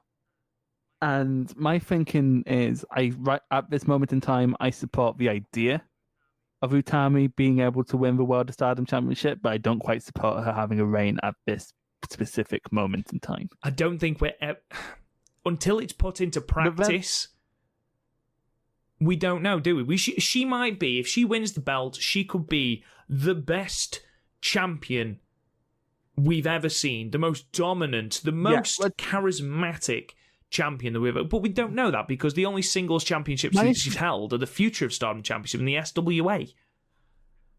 Yeah, but the thing is, my problem isn't like Utami's capability to hold the belt. I have full confidence in that if she wins it, she'd have a good reign. And also, like, they're more experimental with the red belt. Like, we put it on, like, Tony Storm or Bea Priestley on Alpha Female back in the day. So, like, they're not against shocks of the World of Stardom Championship. That's part of the reason why I like Stardom. But at the same time, Mayu's had a monster reign. I feel like there should be more of a storyline climb for someone to beat her. Do you... But then again, at that point, you would have to spend another half a year setting that up because no one's currently set up to do that. And at the same time, Mayu's ran through everyone. She's held it for a year. She's held it for 377 days. And she's ran through a lot of She's people. run through basically everyone. Yeah, like, I'm looking, like, on this card, who hasn't she run through? Julia. Maybe Azumi. No, she didn't beat Julia. Yeah, Julia. But that's the thing. Again, you'd have to spend the next few months setting that up while she has a bunch of other filler defenses, and then you sort of have the Okada problem from his long reign, where basically every match after losing to Naito, you were just waiting for the Omega match. Yeah, because, I mean, if Mayu retains against Utami, you've still got Julia she hasn't faced, you've still got Konami she hasn't faced. Those are two Konami still really, really big matches. That's the thing, because that could... Konami, he said Konami, if Konami loses Julia, I'm not opposed to Konami taking it off Mayu. I'm not opposed to Utami taking it off Mayu, but yeah, I don't know. It's a hard one to call just because Stardom can be so, I don't want to say erratic, but random with their booking sometimes. Like, again, like, Bea Priestley held it for most of last year. True. Bear with me. And she beat, like... Shigetsu, who was like the big final boss of Stardom. So like this is literally impossible to call. So I still think it would be Mayu. Thinking about defenses down the line, then we've talked about Julia, we've talked about Konami. Don't forget that Tam has still got a sort of claim to Mayu's belt. She does, but also I'm trying to. Yeah, actually, if we're talking about Big Stars conspiracy, I'm talking like the Big Stars conspiracy we were talking about, or as earlier. I like to call it, Star Wars. Oh, that is so good. You really went. I can just hear you grinning at your fucking joke. It's like when my dad tells a fucking joke. He was telling a joke about, because of the 2-week quarantine, Santa's pushed Christmas back to January 2nd. And he's been telling my nieces that, and they're just turning to me and going, Chris, can you make him stop? I'm like, I've been trying for 23 years. I'm a fucking like. But I can still feel your fucking grin. Jesus Christ. If it's like Star Wars, does that mean every third movie is going to be horribly disappointing? Yeah, 100%. And then, like, one of the actual best movies in the franchise is going to be woefully underrated because Star Wars fans are fucking babies. Anyway, Last Jedi's great. But, yeah, so but there's plenty of ways out of it, out of any booking decision made here. Utami would probably be a good champion. I don't think she'd be holding it for terribly long if she won it. I think it would be more a trial run. But then again, when was the last time we had a short red belt run? And the whole time it's happened, I don't think I've actually seen one. I will tell you now. So, well, if you click on it, you're going to see who wins. Good job I didn't click on them. Yeah, because it's just going to have the current champion at the top, isn't it? Thank God for that. So don't I haven't clicked on it. It's fine. I haven't clicked on it. We will look into have the World of Stardom titles books next time. When we know. My thing for you is, and this is the final thing on this card, presuming you're going with Mayu, I'm going with Mayu too. I'm going with Mayu. If we were doing actual predictions, I'd go with Utami just because I need something different because we've just agreed a bit with all of them at this point. But since we're not doing predictions, yeah, it's probably going to be Mayu. Do you see?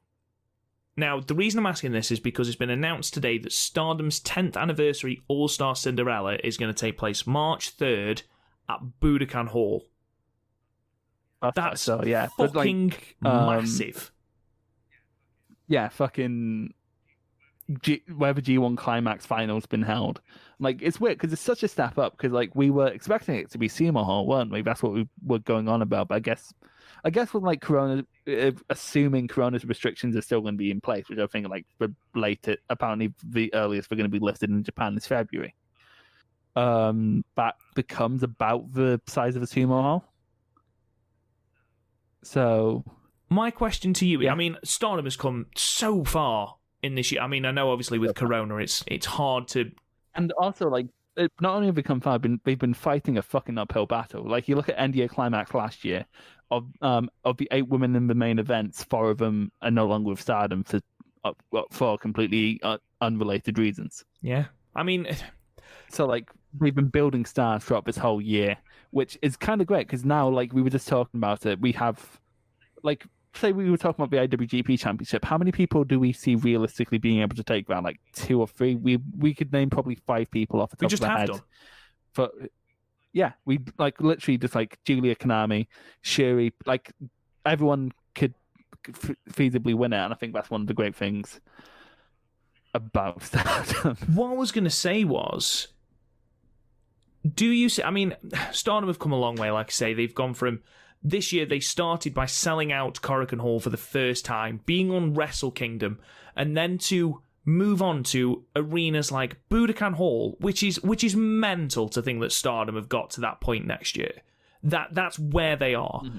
Presumably, they are confident that they are going to be able to sell the tickets for that venue. Otherwise, they wouldn't have booked it. Mm-hmm.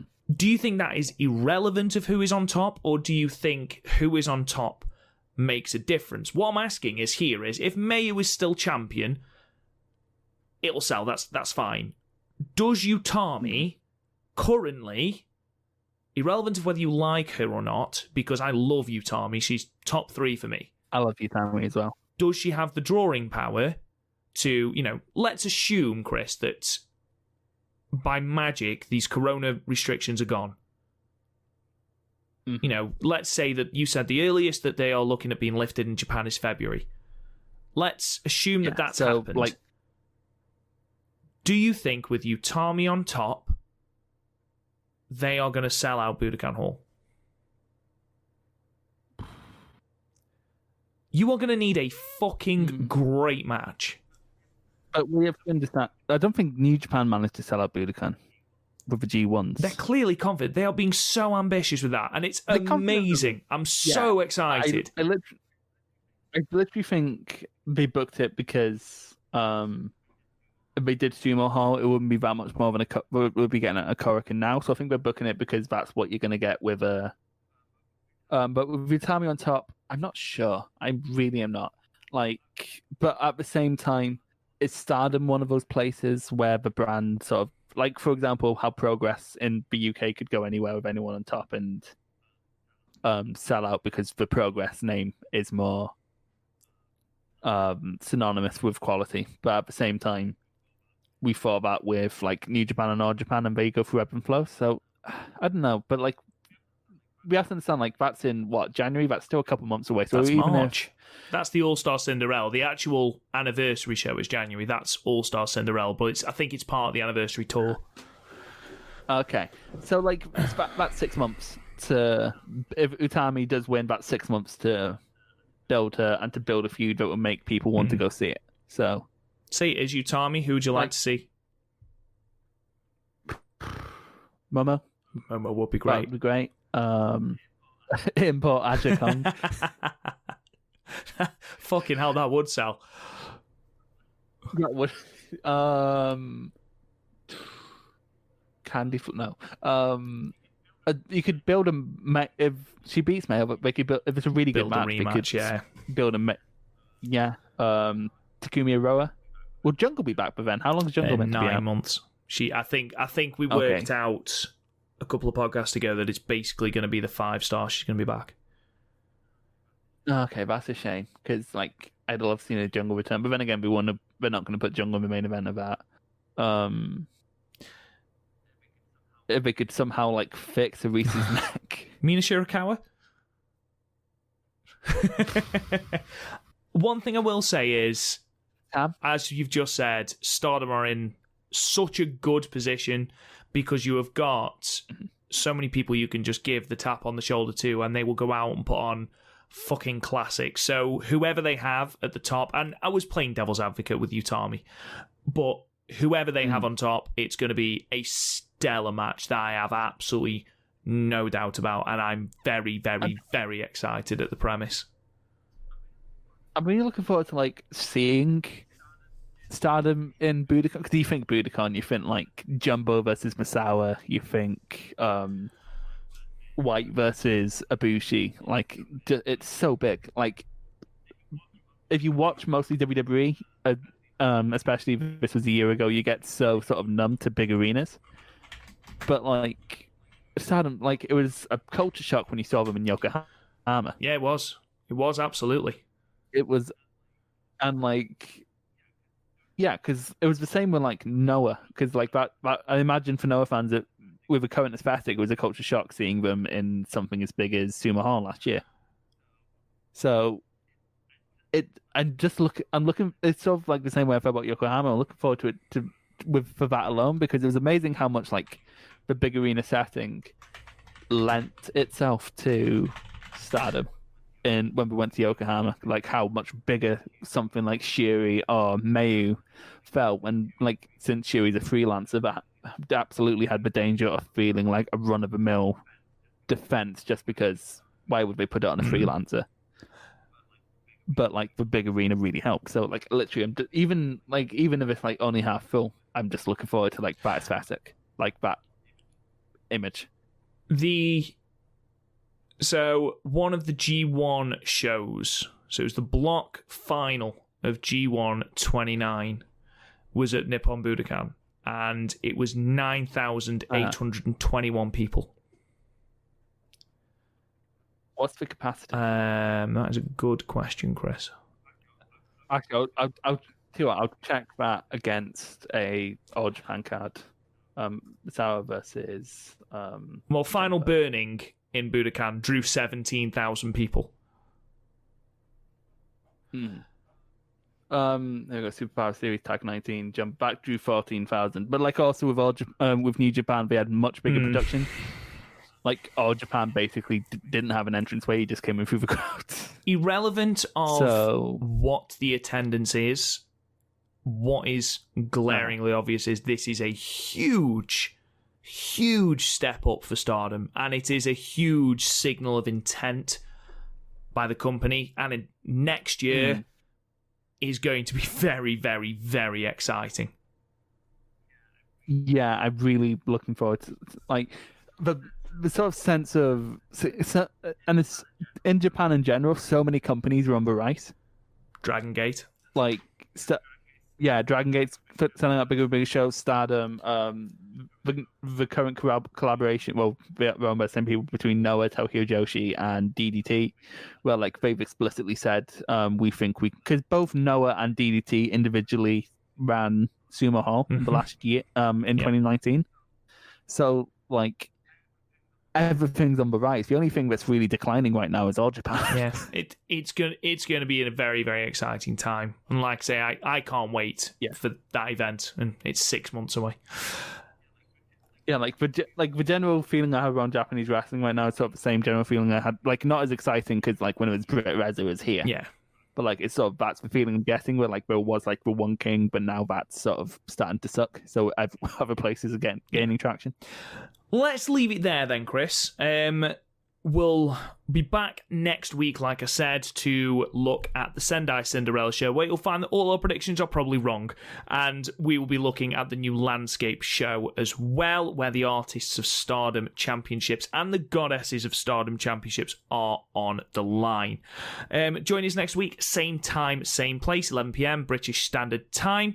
You can talk to us on Twitter at the Stardom Cast. Check out the website, www.podmania.co.uk. Please go and subscribe wherever you get your podcasts. Leave us a 5-star review. It really, really does help the podcast out. Share with all your friends. Tell people about us. Like I say, it really helps us out, and we really, really do appreciate it. You can talk to me on Twitter at RealRobGoodwin. Chris, where can they find you?